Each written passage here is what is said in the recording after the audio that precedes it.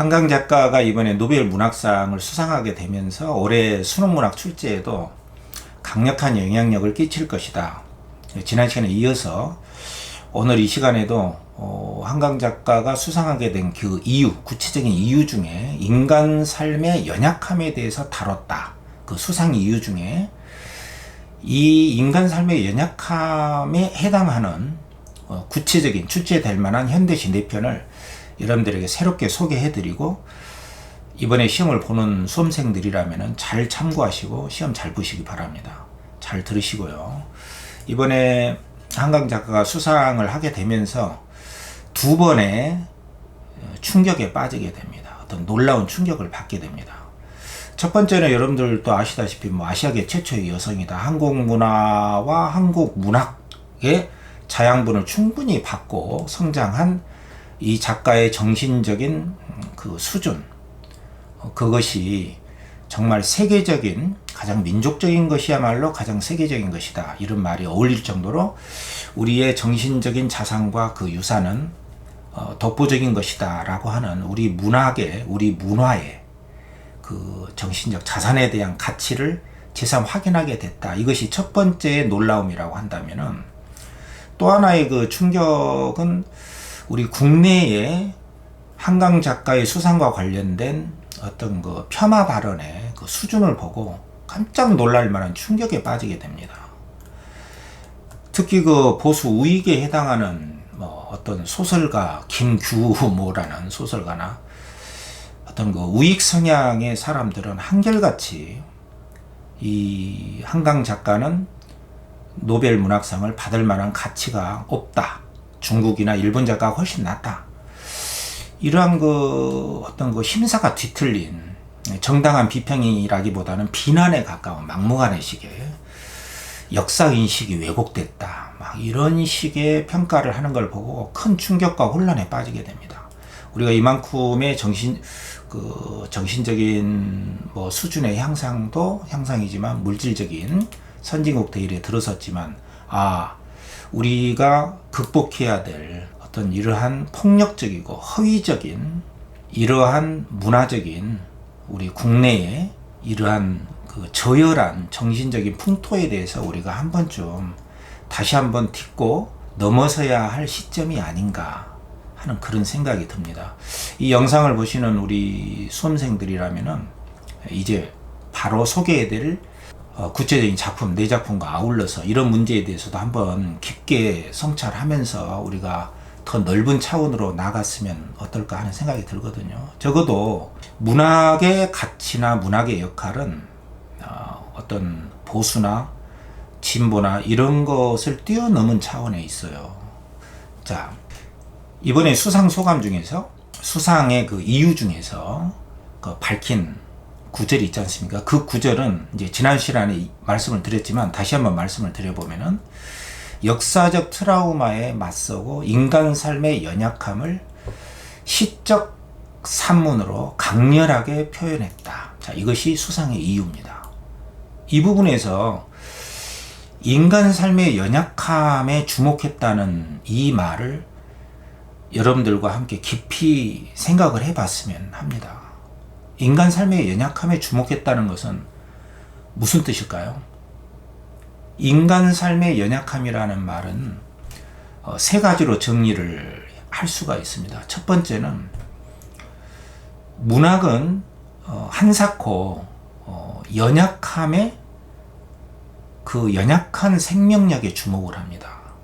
그러니까 다시 말씀드리자면 강자, 지배층의 논리, 그 위세당당한 그 화려함과 그 지배 권력층이 보여주는 그 씩씩함이랄까, 당당함에 주목을 하지 않습니다. 원래 문학은 이렇게 만지면 바스라지는 그 정도의 연약한 생명의 존재들에 먼저 눈길을 줍니다.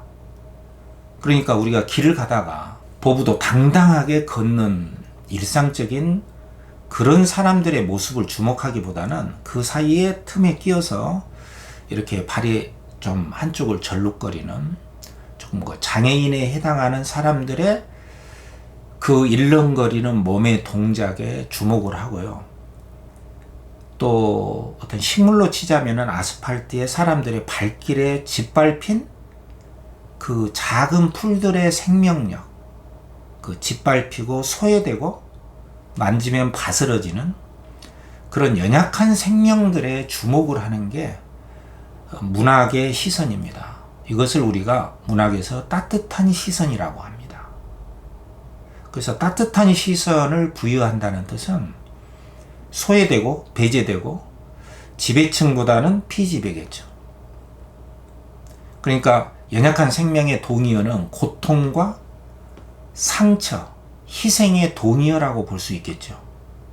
그래서 이것은 보수나 무슨 좌익이나 진보나 이런 것을 따지지 않는다는 것이에요.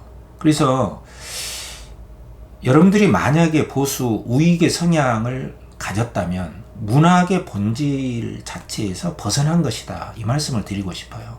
문학은 이렇게 그동안 지배적인, 예를 들어서 일제가 우리를 지배했지 않습니까? 일제의 시각을 따라가지 않습니다. 미국이 우리를 지배하지 않습니까?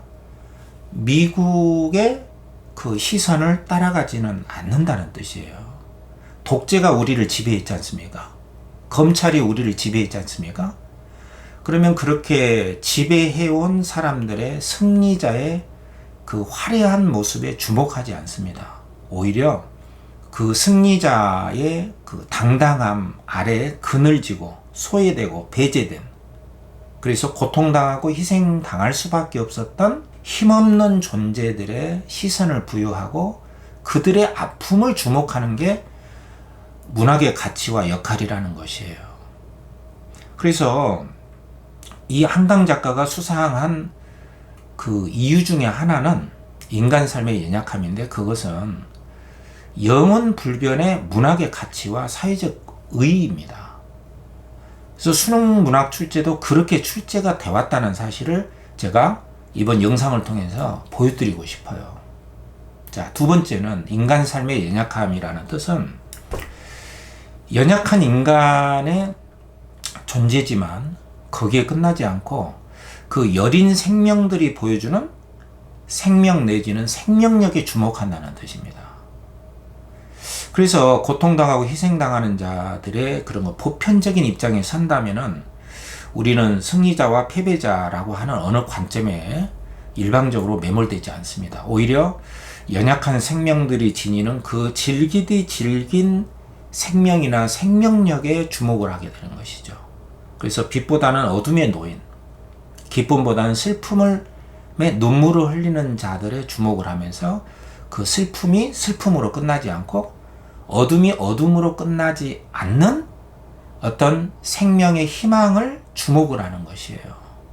그래서 어떤 여러분들이 알기 쉽게 비유를 들자면, 빛은 어떤 큰 광장에서 깃발을 날리는 승리자에게만 그 얼굴에만 비추는 것이 아니지 않습니까? 어두운 골방 안에서 신음하는 그 작은 문틈 사이에도 빛은 새어 들어오게 마련이죠. 빛은 공평하게 있습니다.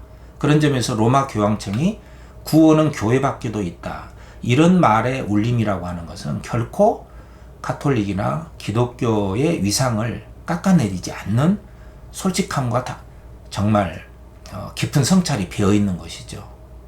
그래서 인간 삶의 연약함이라는 것은 이렇게 그 여린 생명이 가진 생명력을 주목한다는 뜻이고요. 세 번째로는 인간 삶의 연약함의 그 의미는 바로 연약한 생명력이기 때문에 오히려 솔직하게 고백할 수 있는 용기와 그 담담한 성찰이 필수적으로 요구가 된다는 뜻입니다. 그러니까 연약한 생명들은 연약하기 때문에 자기 고백과 사죄와 용서를 구하는, 자기 자신에 대해서 남에게 대해서 존재한다는 것 자체가 폭력일 수도 있거든요. 일상적으로 저질러지게 되는 그 폭력의 어떠한 그 무감각증에 우리가 노출될 수도 있습니다. 그래서 한강 작가의 채식주의자에서 보여지듯이 단순히 채식을 고집하는 어떤 그 마이너, 그 아주 극소수의 삶을 옹호한다기보다는 우리가 그 동물성 육식을 추구하는 그 이면에 우리도 모르게 저질러지는 그 잔인함, 폭력성에 우리가 무감각하게 됐다는, 그래서 그런 그 허위와 폭력성으로부터 벗어나기를 촉구하는 대단히 구체적이고 상징적인 알레고리가 들어가 있는 것이거든요. 그래서 가부장제의 그 폭력성, 어떤 그 유럽 남성주의, 남성들만이 받았던 이 상을 아시아계 여성이 받았다는 것은 여러 가지 의미가 있는 것이죠. 그만큼 우리 삶이 다양하게 가려진 것들이 이제 빛을 볼 수 있는 그 다양성의 가치를 우리가 회복하고 있는 즈음이다, 이렇게 볼 수가 있는 것입니다. 그렇기 때문에 이 연약한 삶의 그 생명력이라고 하는 것은 이와 같이 떳떳하게 솔직하게 고백할 수 있는 그 양심의 회복을 의미한다고도 볼 수가 있어요. 우리 사회에는 사과가 없지 않습니까? 함부로 말하고 지금 권력을 쥐고 있다는 이유만으로 사과하면 진다. 뭐 법적으로 그것이 위증이 될 때까지 버티고 보자, 이런 뻔뻔스러움, 양심의 실종 시대가 돼버렸지 않습니까? 우리가 회복해야 될 그러한 그 인문학적인 교양이 절대적으로 필요한 시점이 아닌가, 이런 생각이 들거든요. 그래서 이번에 한강 작가가 수상하게 된 그 수상의 이유 중에 지난 시간에 제가 설명해 드리지 못한 그 구절, 인간 삶의 연약함을 정면에서 직시했다. 그것의 의미를 세 가지로 정리를 해봤습니다. 마무리할 때 제가 다시 한번 강조를 하겠고요. 그러면 이제까지 수능에서 뭐 그렇게 강조되진 않았지만 정리를 해보면 이렇게 어떤 역사적 트라우마에 맞서고 인간 삶의 연약함에 주목을 한 작품들이 그대로 출제되어 왔다는 사실을 우리가 확인하게 됩니다. 그래서 그 작품들을 제가 이제 지금 태블릿으로 제가 하나하나씩 보여드리면서 그동안 출제되어 왔던 작가들, 윤동주의 바람이 불어라든가, 이육사의 초가라든가, 이육사의 강 건너간 노래라든가, 또 유치원의 최정이라든가, 또 나이덕의 음지의 꽃이라든가, 또 가지가 담을 넘을 때 정급별의 이런 작품들이 왜 출제되었던가, 그 점을 제가 소상하게 설명을 해드리겠습니다. 그리고 이 연속선상에서 이번에 EBS에 수록된 작품 중에서 바로 나온다면은 이러한 인간 삶의 연약함과 관련된 송수건의 등꽃 아래서, 그리고 오생의 등산, 그리고 또 다른 작품 두 편, 기영도의 솔직한 자기 고백의 시, 질투는 나의 힘, 이런 작품들을 제가 네 편을 엄선해서 제가 차근차근 소개해 드릴 테니까 잘 들으시고 우리 문학의 가치, 그 의미, 그 역할에 대해서 다시 한번 생각해 보면서 우리가 편협한 사고에 빠지지 않고 균형 잡힌 시각을 가지면서 성찰의 시간을 가져봤으면 좋겠습니다. 영상을 함께 보시죠. 자, 여기서부터 한번 보겠는데요. 여러분들이 그동안 수능문학 출제가 어떤 식으로 이루어졌는가를 여러분들이 한번 정리하게 되면 굉장히 그 시원하고 통쾌한 어떤 정리가 될 수 있으리라고 봅니다. 이번에 한강 작가가 수상하게 된 인간 삶의 연약함에 대해서 정면에서 직시하고 인간의 문제, 인간 행위를 파헤쳤다. 인간 삶의 연약함이란 무엇인가? 바로 부스러지기 쉬운 인간의 삶, 인간 생명의 연약함이다. 소외되고 그 배제된 그늘진 곳에 있는 사람의 삶에 주목한다. 두 번째는 그 인간 삶의 연약함이라고 하는 것은 그 연약하기 때문에 오히려 생명력이 있다는 거. 그 다음에 연약한 자들은 자기 고백에 솔직할 수가 있다. 자기 성찰을 할 수 있는 존재다. 자, 이런 관점에서 볼 때 그동안 어떤 작품들이 출제됐냐면요. 여기 보세요. 윤동주의 바람이 불어. 윤동주는 철저하게 지배계층의 입장에 서지 않았잖아요. 여기 보시면은 얼마나 이 연약하고 흔들리는 존재인가를 그대로 고백하는 작품들이에요. 자기가 위대하다라고 당당하게 그렇게 내세우지 않지 않습니까? 바람이 불면서 내 괴로움에는 이유가 없다 했지만 괴로움의 이유를 내면에서 찾고 있거든요. 여자를 사랑한 일도 없고 시대를 슬퍼한 일도 없다. 시대에 동조하지도 않고 시대에 공감할 줄도 모르고 사랑할 줄도 몰랐던 나. 바람이 저렇게 부는데 내 발은 반석 위에 서 있지 않는가. 나는 꼼짝하지 못하고 바람처럼 흐르지 못하고 있다. 강물은 흐르는데 내 발은 언덕 위에 서 있다. 나는 멈춰 서 있다. 이것은 솔직한 자기 삶의 고백이거든요.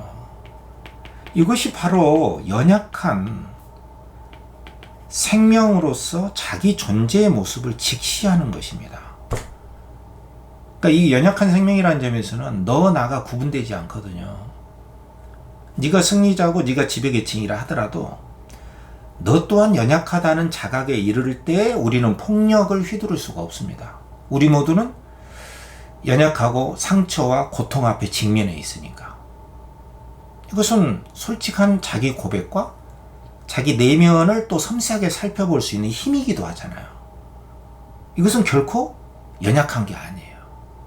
그러니까 여기서 말하는 연약함이라는 것은 그렇게 버려야 할 연약함이 아니라는 것이에요. 가치로운 연약함입니다. 더 구체적으로 말하자면 연약함에 대한 자각입니다. 내가 이렇게 흔들릴 수도 있다라고 하는 것에 대한 받아들임이라는 것이에요. 그렇지 않습니까? 이렇게 받아들일 때 우리는 남의 말을 경청할 수가 있고 남과 더불어 살아갈 수 있는 공감력을 회복할 수가 있는 것이죠. 우리 모두 흔들리고 있지 않는가. 이럴 때 우리는 어느 한편에 일방적으로 설 수가 없는 것이죠. 뭐 회색빛 중도주의자라는 뜻이 아니에요. 또 2018년에서도 이육사의 이 강 건너간 노래 같은 것을 보면은 이 노래는 자기의 삶이거든요. 여러분들은 자기 노래를 부를 수 있습니까? 나의 노래, 나의 삶. 내 노래는 강 건너갔다. 자, 이 말은 무슨 뜻일까요? 내 노래는 죽지 않고 저 멀리 확산돼서 갔다는 것이에요. 나의 삶, 연약한 나의 삶은 거기에 굴하지 않고 멀리 확산됐다는 것이에요. 이 말은 무슨 말이냐면은 강 건너 사막도 닿은 곳 제비같이 내 노래가 그만큼 울림으로 전해졌는데 자칫하면 어느 모래불에 타서 죽을 수도 있다는 것이에요. 그러니까 나는 완벽한 어떤 승리자의 입장이 아니죠. 그런 당당함이 아니에요. 연약합니다. 자칫하면 내 노래는 죽을 수도 있어요. 자기 연약함에 대해서 수용을 하고 있잖아요. 겸허하게. 그러나 여기서 죽을 수도 있지만 그렇지만 거기에는 뭐가 있는 것이죠? 노래에 생명력이 있는 것이에요.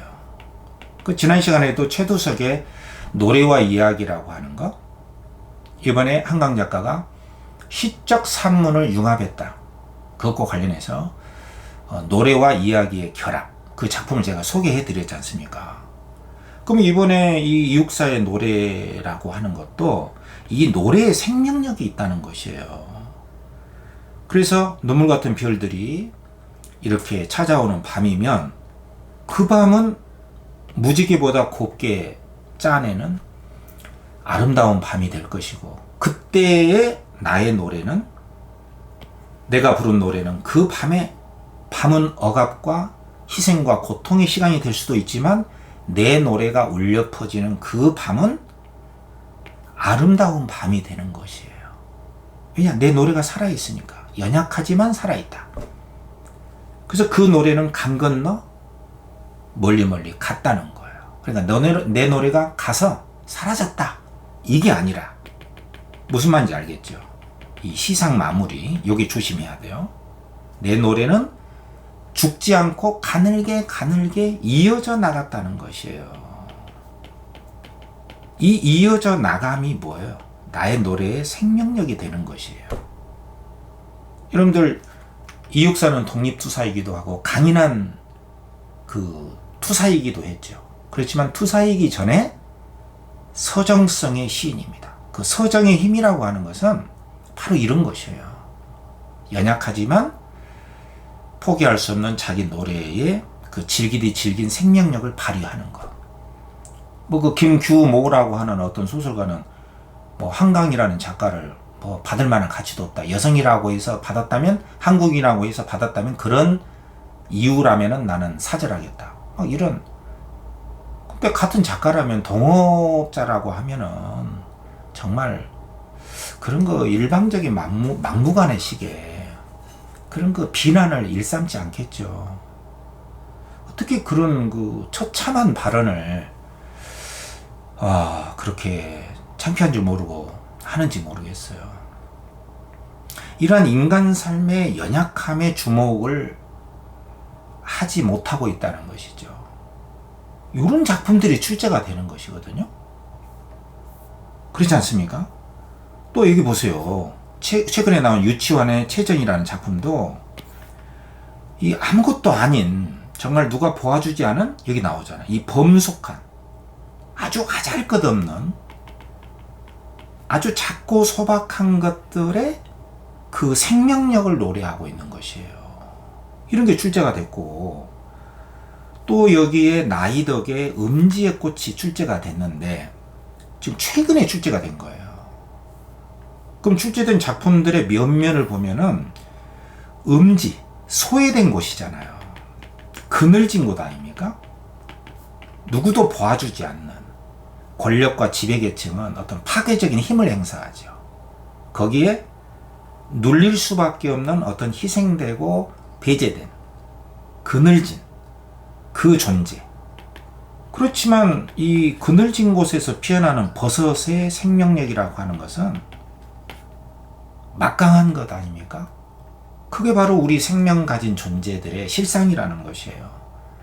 우리는 그러한 그늘진 곳에 있는 생명들의 존재에 대해서 따뜻한 시선을 보일 수 있어야 된다는 것이에요. 그래서 삶이 고통스럽고 상처와 희생이 자행되는 어떤 사회 현실이라 하더라도 우리가 그나마 살 수 있는 근거가 된다는 것이에요.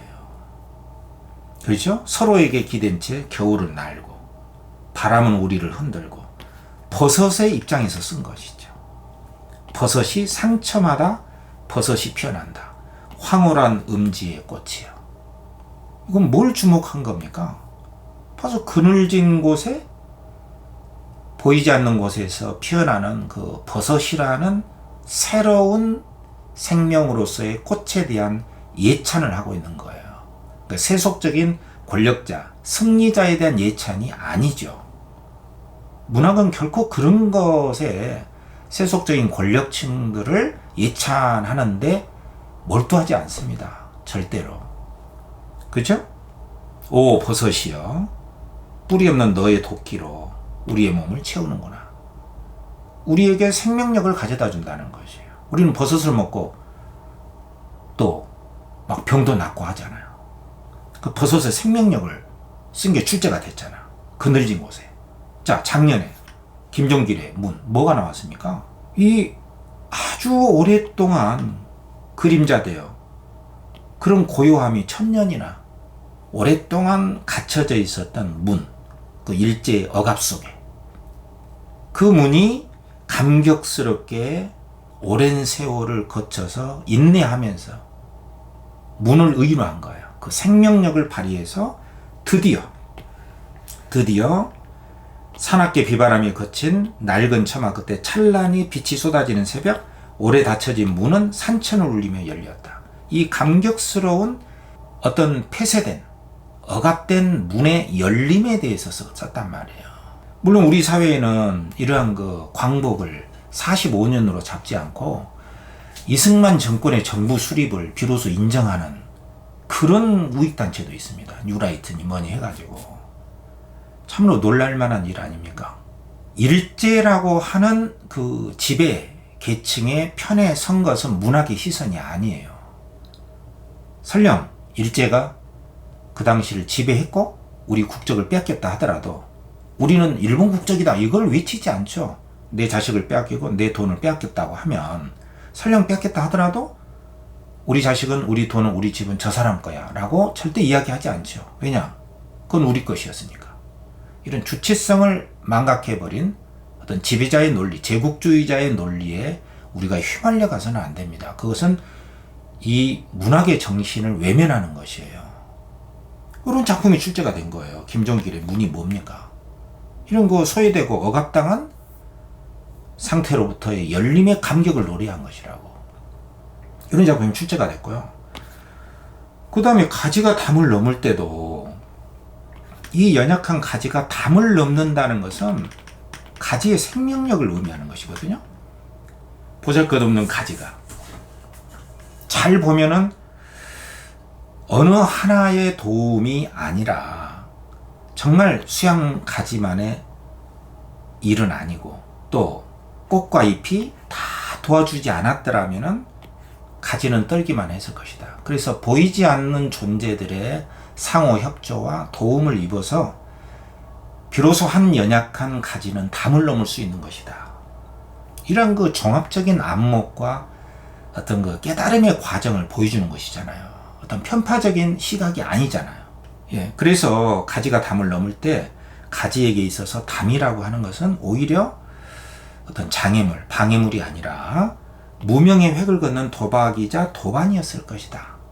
그러니까 어쩌면 가지의 입장에서는 담이 있었기 때문에 넘을 수가 있는 것이고 꽃과 잎이 있었기 때문에 줄기가 있었기 때문에 그래서 이런 그 가지가 담을 넘는다는 하나의 그 생명 현상에 대한 종합적인 그것이 방해물이라고 생각이 들지 모르지만 사실은 자세히 보면은 도움을 주는 측면도 있었음을 그 자각하기까지의 놀라운 관찰과 자각의 과정을 보여주는 시단 말이에요. 이런 거 새로운 인식의 지평을 열어주는 이런 작품, 이런 게 출제가 된다는 것이에요. 내용도 그렇고 형식적인 짜임새도 그렇고 어떤 반복, 이런 율격이 있잖아요. 정형적 율격은 아니지만 자 여러분 이제 잘 들으세요. 자 올해 그렇다면 한강 작가가 수상하게 된 연약한 삶에 주목을 했다. 그 연약한 삶에 주목을 한 것에 부합되는 출제 예상되는 작품은 뭘까? 자, 곽재구의 귤동리 일박, 기영도의 질투는 나의 힘, 오세영의 등산, 송수건의 등꽃 아래서 이 네 편을 소개합니다. 주로 수특에서 제가 정리한 것인데요. 자, 먼저 곽재구의 귤동리 일박이라고 하는 것은 지금 여기 보듯이 그 시대를 앞서간 지식인이죠. 그 정약용의 그 상처, 희생을 다룬 거예요. 역사적 트라우마죠.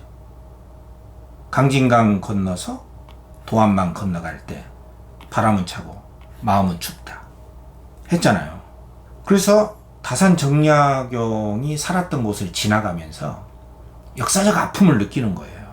그날의 창건 부딪히는 소리가 들린다. 이게 실제로 들린 게 아니죠? 이게 뭐야? 심리적 실제라고 합니다. 말하자면 마음속에서 들리는 거예요. 그렇기 때문에 이런 것은 실제로 없지만 청각적 이미지가 있기 때문에 생동감을 주는 것이거든요. 적폐의 땅 풍찬 노숙의 길을 살을 찍히며 얼마나 걸어왔을까. 정약용을 생각하는 거예요. 이게 뭡니까? 상처와 아픔 아닙니까? 이게 바로 부스러지기 쉬운 연약한 삶의 상징인 거예요.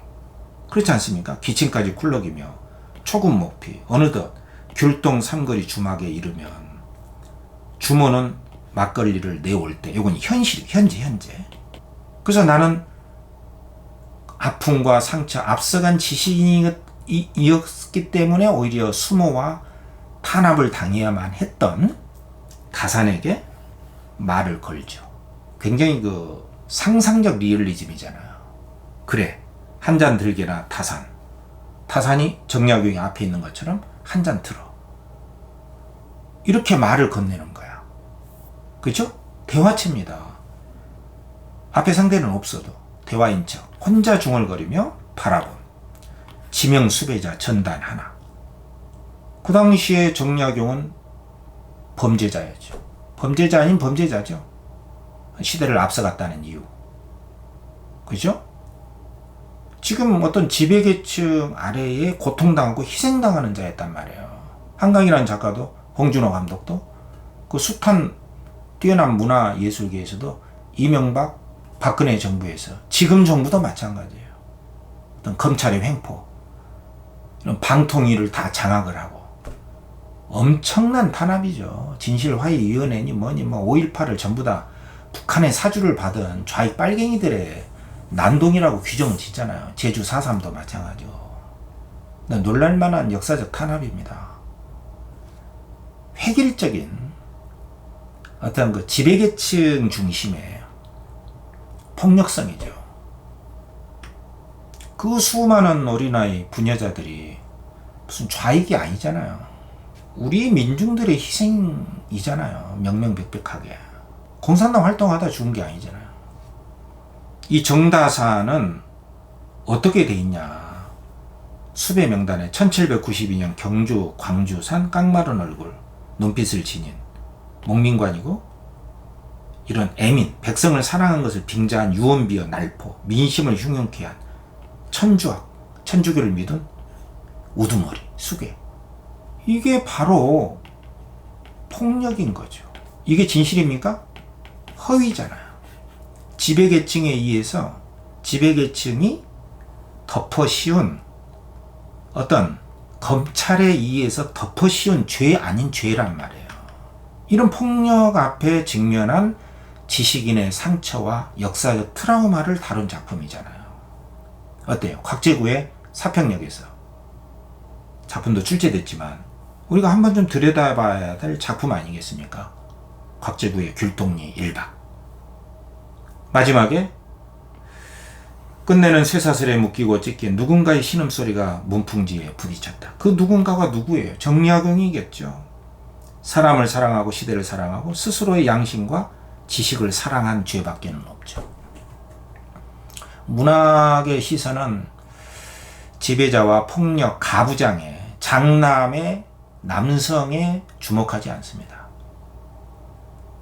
기괴한 어떠한 소수 계층만을 옹호한다는 뜻이 아니에요. 어떤 아픔을 지닌 자들의 아픔에 주목한다는 뜻이에요.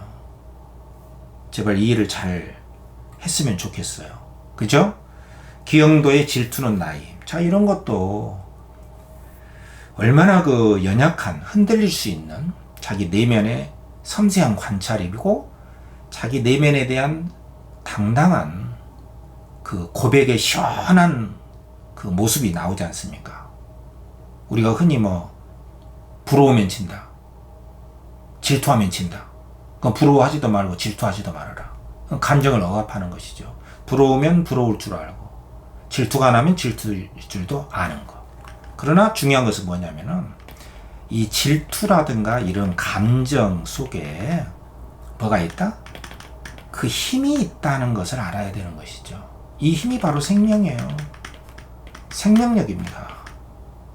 말하자면 우리 감정 속에는 감정이 죄가 아니잖아요.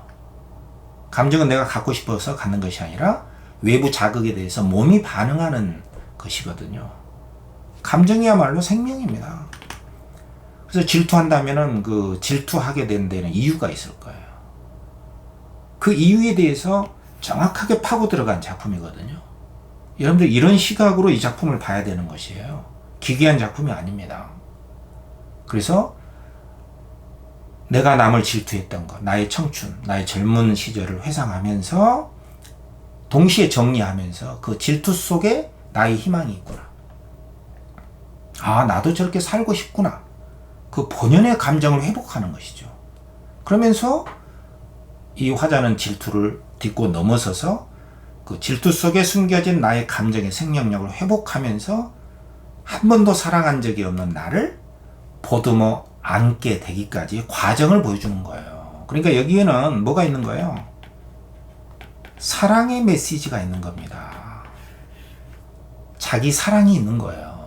이 점을 읽어내지 않으면은 여러분들은 이 수능 문학을 표면적으로 하는 그 결과만 갖게 될 것이거든요. 그래서 이번에 한강 작가를 폄훼한 어떤 그 김규모 그 작가가 문학의 힘을 잘못 왜곡한 것이다. 잘못 이해한 것이다. 그 작가야말로 문학의 힘을 잘못 이해하고 있는 정말 딱 봐도 저열한 작가죠. 단순히 한강을 폄하했다고 해서 하는 이야기가 아니에요. 그 발언의 수준을 보면 너무나 저열한 수준에 놓여 있으면 알게 되거든요. 이쪽 저쪽을 볼 수가 없는 편협한 시각인 것이죠. 자, 여기 시를 한번 보세요.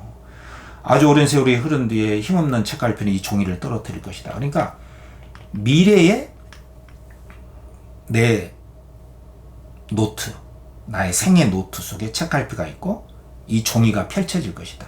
그러니까 미래에 내가 쓴 글을 내가 발견하게 될 것을 예감하는 것이죠. 그래서 거기는 어떤 글이 써져 있냐면은 그때 내 마음은 너무나 많은 공장을 세웠고 기록할 것이 너무 많았구나. 나는 개처럼 머뭇거렸다. 쏘다녔다. 이게 자기 삶을 정리한 노트예요. 뭐 공장은 팩토리잖아. 많은 걸 생산하는. 그래서 내 생각과 감정이 너무나 많았던, 쓸 것이 너무나 많았던, 그러나 방황했던 개처럼 나의 삶을 돌아보는 것이죠. 성찰하는 것이죠. 그 청춘을 이렇게 물끄러미 청춘을 세워놓고 나의 삶을 세워보았으니 누구도 나를 두려워할 만한 정도의 나는 내세울 곳이 없었다. 누구도 나를 두려워하지 않았거든. 내 희망의 내용은 질투뿐이었다. 자, 여기 이제 중요한 구절인데, 내가 바랐던 것은 다 질투의 내용 속에 들어있다는 자각입니다. 사실은 이게 자각이에요. 내가 질투했던 것들은 내가 소망하던 것들이었구나. 그러니까 질투 속에 나의 소망을 발견한 것이죠. 대단한 거 아닙니까? 그러니까 질투 때문에 괴로워한 게 아니에요. 왜? 질투와 부러움이라고 하는 것은 제거해야 될 대상이 아니라 질투하기 때문에, 부러워하기 때문에 그 속을 들여다보면은 나의 생명력이 있는 것이죠. 내가 되고 싶어 하는 것이 있는 것이에요. 그걸 솔직하게 받아들일 때에 나는 내 감정의 희생자로 살지 않게 되는 것이에요. 그래야 나는 짧은 글을 남긴다. 미친 듯이 사랑을 찾아 헤매서나 나는 한 번도 스스로 사랑하지 않았구나. 그래서 비관으로 끝나는 게 아니에요. 자각입니다. 내가 질투만 했지 내가 스스로를 사랑하지 않았네. 여기는 뭐예요? 질투 속에 내 희망이 있고 그 희망을 따라서 나를 사랑해야겠구나. 이런 자각으로 희생이 끝난다는 사실. 내 말 잘 듣고 있죠? 이게 바로 연약한 삶에 주목한 작가의 풍성한 내면 세계라는 것이에요. 문학은 이런 것입니다. 이게 바로 문학의 힘이에요. 그렇게 편파적으로 비난하고 왜곡된 역사의식을 가졌다. 이러한 근거도 없는 것을 가지고 한쪽 편에 서서 우익이라고 하는 어떤 지배계층의 논리에 서서 막 까내리는 게 문학의 힘이 아니단 말이야. 자기 편에 들면은 칭찬하고 이런 게 문학의 힘이 아니에요. 자, 오세영의 등산 같은 것도 산을 오르면서 느끼는 삶의 자각, 삶의 생명력입니다. 자해를 타고 오른다. 가장 철저한 믿음도 흔들린다. 흔들리는 것이 바로 연약한 생명입니다. 내가 흔들리는 존재라는 사실을 수용한다는 거. 이건 놀라운 깨달음이에요. 나는 흔들리지 않아. 나는 강해. 이렇게 외치는 것이 문학이 아닙니다. 그건 자기 폭력이에요. 내가 흔들릴 때 흔들린다는 것을 아는 거. 이게 바로 자각의 출발이죠. 이게 알아차림입니다.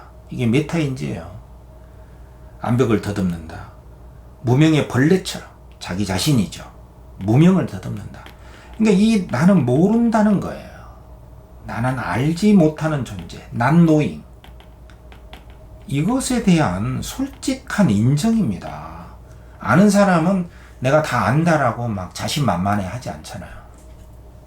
알아도 조금 안다. 그 조금 안다는 것에 대한 자각을 말을 하지, 내가 옳다.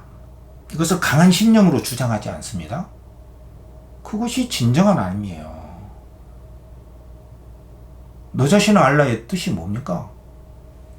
함부로 올려다보지도 않는다. 내려다보지도 않는다. 별, 꽃, 이슬 다 내 것은 아니다.